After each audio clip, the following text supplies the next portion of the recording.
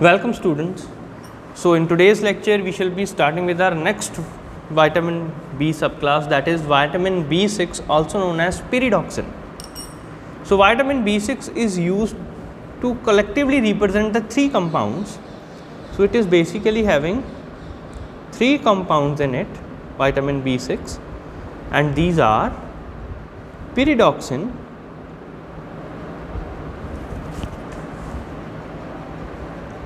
pyridoxal, and pyridoxamine. So now from the name it's quite clear, and these are the vitamins of vitamin B6. So from the name it is clear that the pyridoxine is a primary alcohol, so it is a alcoholic group, whereas the pyridoxal is an aldehyde. So this is an aldehyde group, and pyridoxamine on the other hand is an amino group. It is an amine, primary amine. So this is having an amino group in it. So these are the vitamins of vitamin B6. So now let us see the chemistry of vitamin B6. So first of all, let us draw the structure of pyridoxine. So the structure of pyridoxine, so it is a derivative of, we all know that a pyridine ring. So a pyridine ring is a heterocyclic ring containing a nitrogen atom. It is a 6-membered ring.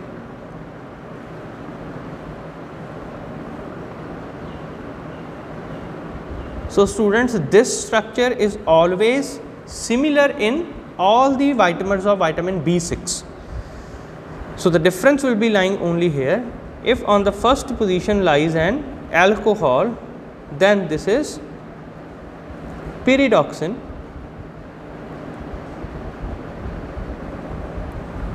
In case of pyridoxal,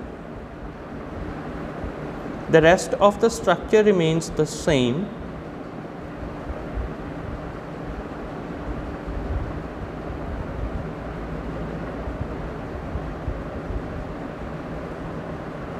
Whereas on the first position comes the aldehyde group, and this is known as pyridoxal.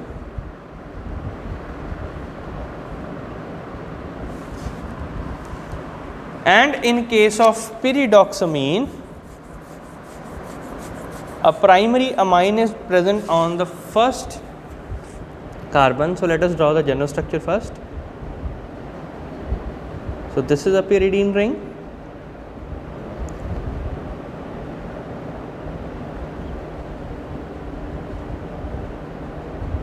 This is the basic structure of vitamin B6 vitamins, whereas on the first position lies a primary amine.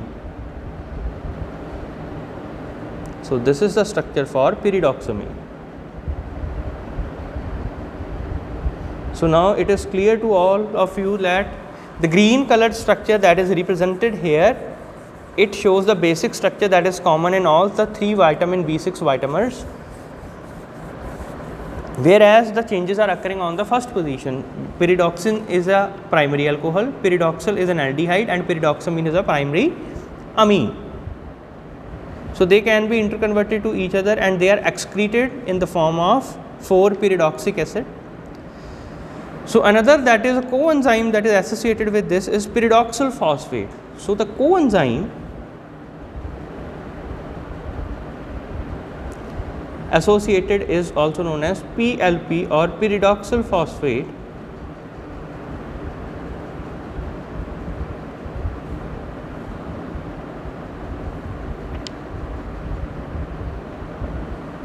So this is pyridoxal phosphate. Now let us draw the structure of PLP. It is quite similar to that of pyridoxal.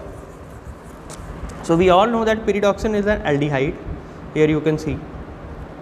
Let us draw it again.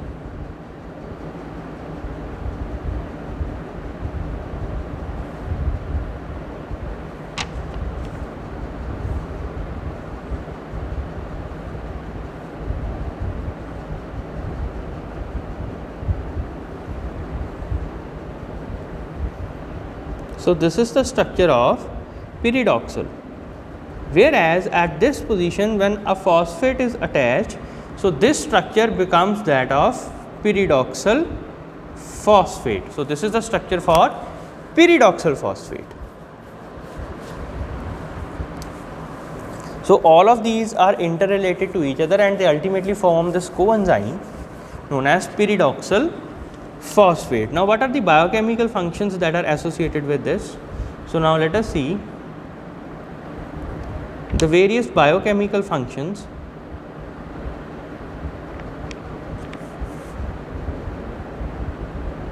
that are related to the pyridoxine or vitamin B6.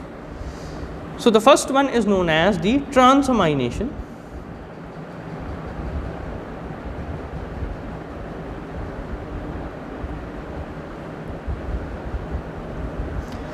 The pyridoxal phosphate is involved in the transamination reactions converting the amino acids to their keto acids, and they involve the formation of a Schiff base. So now let us see how the metabolism of amino acids is integrated with that of the carbohydrate metabolism. So here we can see, let us take the example of alanine. Now this alanine is converted into pyruvate or pyruvic acid we can say. So when we can see an alpha amino acid is converted to the keto acid, and this pyruvate is this is linked with the glycolysis from the metabolism of glucose, and similarly this pyruvate undergoes the formation of acetyl coenzyme A, and this acetyl coenzyme A enters into the citric acid to form citrate. So this is the TCA cycle I am drawing here. Citrate is converted into alpha ketoglutarate. We all know these reactions.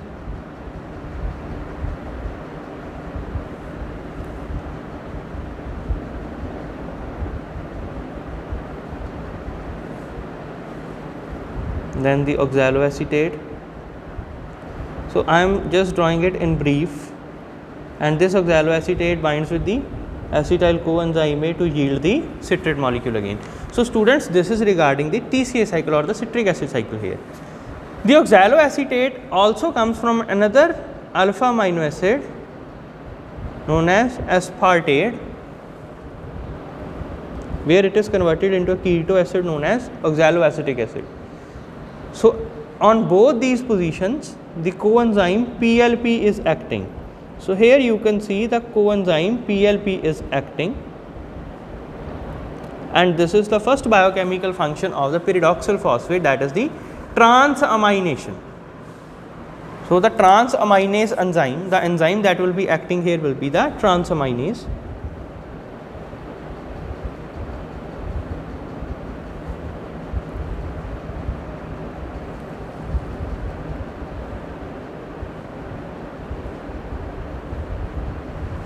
So you can clearly see that this is the transamination reaction.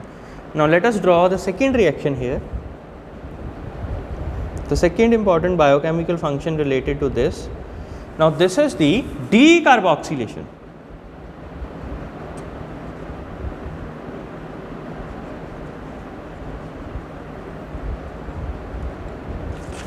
Now this is the decarboxylation. So some of the alpha amino acid undergo decarboxylation to form their respective amines. So here we can consider the example of decarboxylase enzyme, and let us see the important reactions that are having the formation of some biogenic amines. So first of all, let us see the example of serotonin, also known as 5-hydroxytryptamine. So in this reaction, tryptophan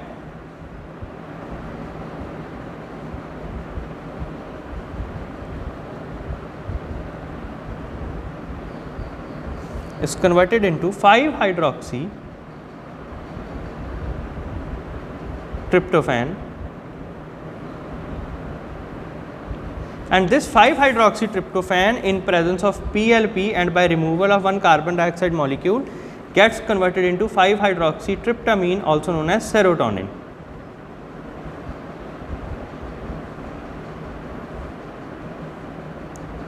So here we can see the PLP is acting here, the pyridoxal phosphate, and this is accompanied by removal of one carbon dioxide molecule, and the enzyme is decarboxylase.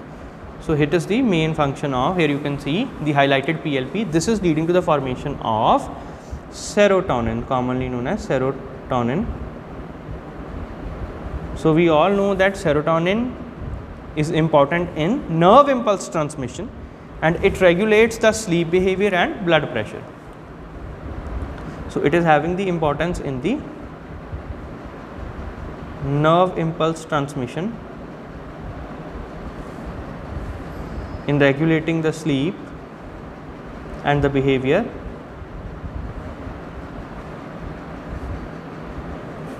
Now the second important reaction involves the formation of histamine. So how histamine is formed, you can see it is formed from histidine molecule. So a molecule of histidine is directly converted into histamine in presence of pyridoxal phosphate, and a molecule of carbon dioxide is removed out. So this reaction takes place in the presence of PLP, the pyridoxal phosphate. So it is also of great biological importance, as histamine is involved in allergic reaction and inflammation. So this is involved in allergic reactions, and it is a potent vasodilator also.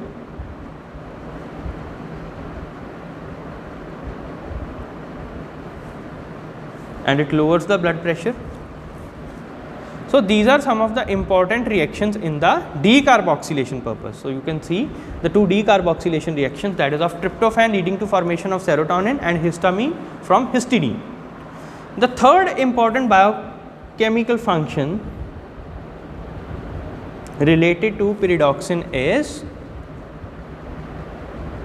the formation of delta aminolevulinic acid in the heme synthesis. So this is the precursor for hemoglobin synthesis, also in the heme synthesis.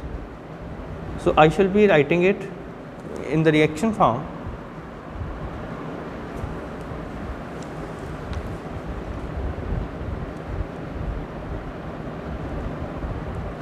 So the reaction is starting from glycine. Glycine combines with a molecule of succinyl coenzyme A,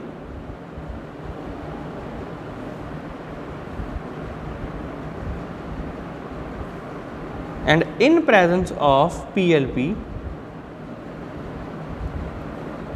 pyridoxal phosphate, it leads to formation of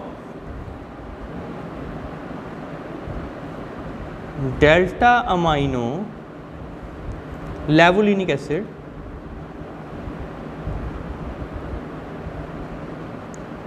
also known as ALA,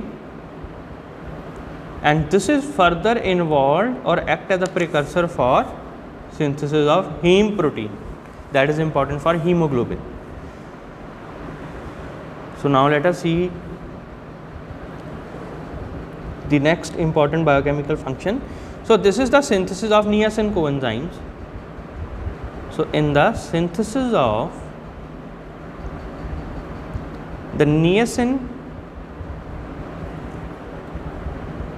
coenzyme, so we have already studied the vitamin of niacin.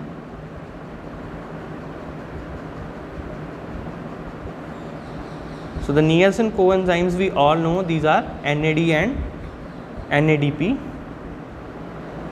So these two are synthesized in the presence of pyridoxal phosphate. Now this requires a kynurenine pathway or 3-hydroxykynurenine for its formation. Now let us see the reaction here. The reaction is starting from the tryptophan.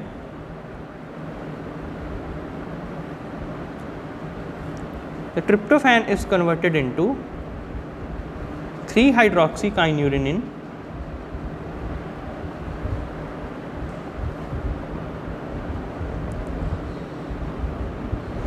and this kynurenine in presence of PLP and kynureninase enzyme gets converted into 3-hydroxyanthranilic acid.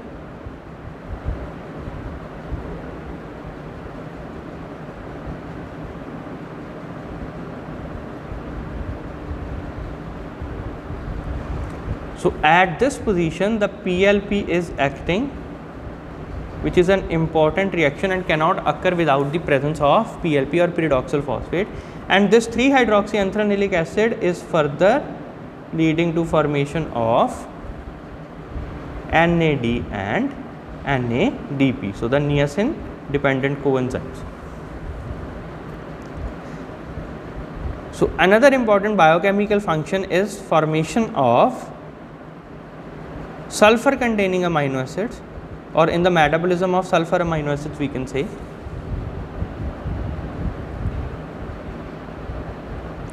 So this is the fifth important biochemical function, that is formation of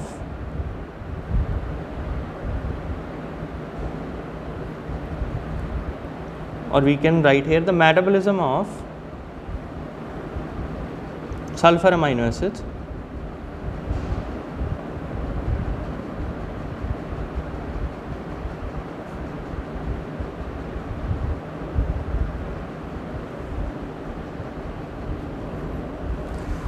So in the metabolism of sulfur amino acids we all know that these are cysteine and serine, that is leading to formation of taurine also. Now let us see how this occurs. This starts from the molecule of methionine that is converted into homocysteine first of all.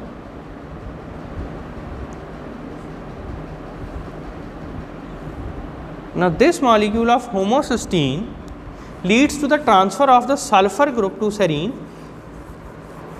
and leading to the formation of cysteine molecule, cysteine amino acid. So this process is known as transsulfuration. So see here the homocysteine along with the molecule of serine leads to formation of cystathione, cystathionine. So at this position the PLP is acting, you can see. So this is an important reaction and it also occurs in presence of a molecule of serine. So cystathionine is formed and this cystathionine leads to formation of cysteine and homoserine.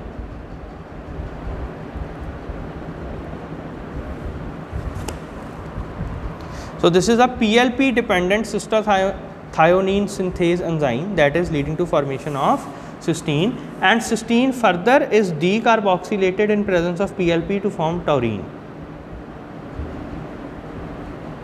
So here again the PLP is involved, the pyridoxal phosphate is involved. So students, these are some of the important biological functions of, you can see, of pyridoxal phosphate, that is acting as a coenzyme of pyridoxine. So now let us see what is the dietary intake.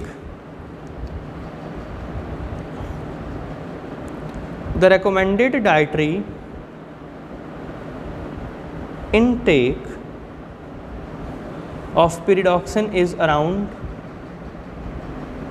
2 to 2.2 milligrams per day for an adult. So during pregnancy and lactation or in old age it may lead to an increase up to 2.5 milligrams per day.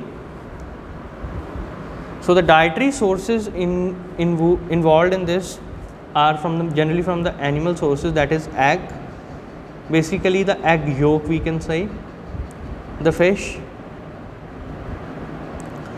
meat, the red meat of course. The animal sources are these, and the plant sources or the vegetable sources include wheat, corn, cabbage and tubers. So potato is also a rich source of vitamin B6 or pyridoxine. So the deficiency may lead to,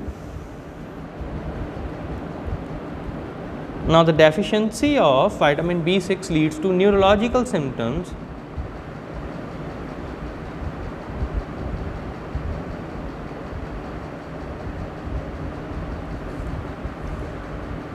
such as depression, and it may also leads in reduction of heme production and lead to hypochromic microcytic anemia.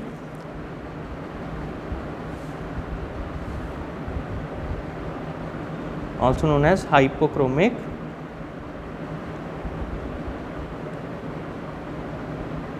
microcytic anemia.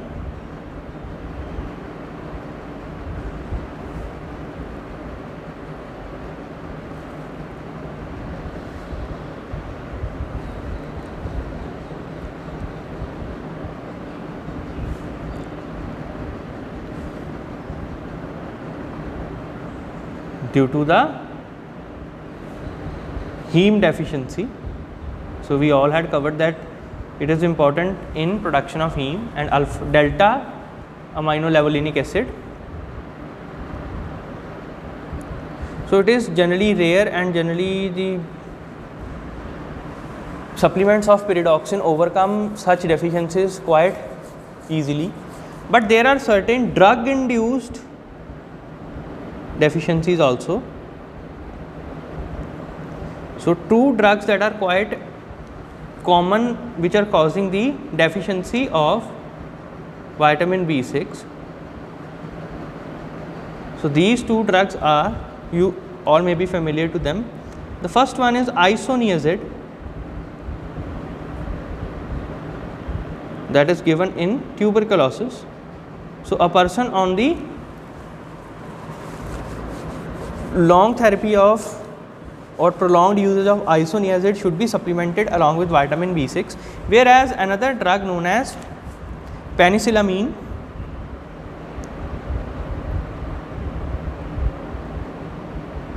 in case of arthritis. So, these two drugs are leading to the drug induced deficiency of vitamin B6. So, they should be supplemented along with vitamin B6. So, students, I hope now vitamin B6 is clear to you all. It is having three compounds: pyridoxine, pyridoxal and pyridoxamine. The coenzyme is pyridoxal phosphate. The biochemical function includes the transamination, here you can see. The second important is the decarboxylation, the two reactions, then the heme synthesis, then synthesis of niacin coenzymes here, and finally the metabolism of sulfur amino acids. So, students, I hope now vitamin B6 or pyridoxine is clear to you all.